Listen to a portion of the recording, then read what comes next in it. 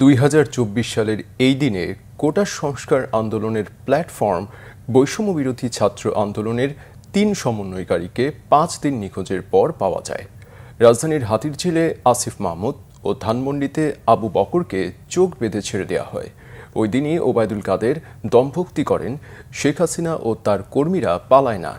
আন্দোলনের খবর যথাযথভাবে প্রকাশ না করতে চাপ দেওয়া হয় পত্রিকার সম্পাদকদের। বিদেশি গণমাধ্যমে বাংলাদেশ নিয়ে অসত্য তথ্য প্রচারের আজগুবি অভিযোগ তোলেন শেখ হাসিনা। 24 জুলাইয়ের ঘটনা তুলে ধরছেন এস.এম. ফয়েজ। 2024 সালের 24 জুলাই কোটা আন্দোলন দমানোর এক পর্যায়ে অন্যায়ভাবে গণমাধ্যম নিয়ন্ত্রণে কঠোর চাপ প্রয়োগ করে সে সময়কার সরকার, এমনকি ছাত্র জনতার বিরুদ্ধে দলীয় নেতাকর্মীদের উস্কে দেয় শেখ হাসিনা।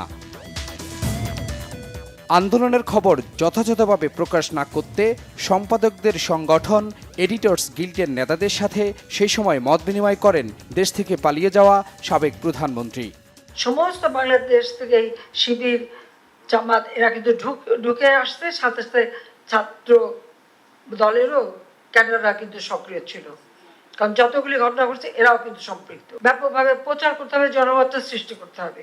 এখানে মানুষকে দোষ দিই না, মিথ্যাচারের হাত থেকে রক্ষা করা এবং মানুষ যেন সঠিক যে জানতে পারে সেইভাবে সংবাদগুলি পরিবেশন করা।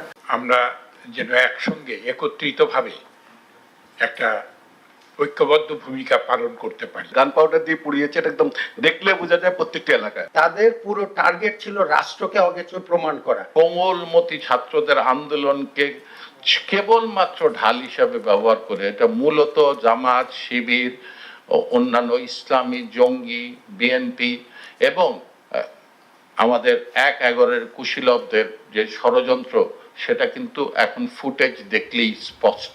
ছাত্র জনতাকে রুখতে আওয়ামী লীগ নীরব দর্শকের ভূমিকা পালন করবে না বলে হুঁশিয়ারি দেন ওবায়দুল কাদের। বিএনপি জামাত দমাতেও দেন হুঁশিয়ারি। শেখ হাসিনাও পালাবে না, তার কর্মীরাও পালাবে। প্রস্তুত থাকুন, সর্বত্র শেখ হাসিনা ডাকে দুর্বৃত্ত দুর্গ গড়ে তুলুন। তৎকালীন স্বরাষ্ট্রমন্ত্রী আসাদুজ্জামান খান কামাল বলেছিলেন, দেশে অচল অবস্থার জন্য দায়ী বিএনপি জামাত। বিদেশেও দেশবিরোধী ষড়যন্ত্র তত্ত্ব আবিষ্কার করেছিলেন সে সময়কার স্বরাষ্ট্রমন্ত্রী।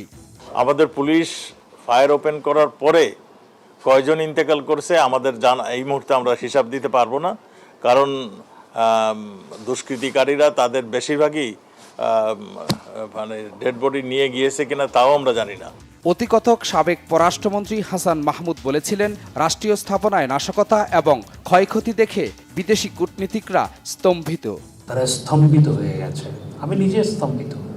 বিদেশে বিভিন্ন জায়গায় গুজব ছড়ানো হচ্ছে এবং সেখানে স্বাধীনতা বিরোধী বিএনপি জামাত চক্র, জঙ্গি গোষ্ঠী, তারা অনেক জায়গায় সেখানকার পাকিস্তান কমিউনিটির সহায়তা নিয়েছে। তবে বিএনপির মহাসচিব মির্জা ফখরুল ইসলাম আলমগীর বলেছিলেন, জনগণকে বিভ্রান্ত করতেই হতাহতের ঘটনা আড়াল করে শুধু স্থাপনার ক্ষয়ক্ষতির দিকে নজর দিয়েছে সরকার। জনগণের দৃষ্টিকে ভিন্ন দিকে নিয়ে যাওয়া এবং একই সঙ্গে বিএনপিকে দায়ী করা, বিরোধী দলকে দায়ী করা।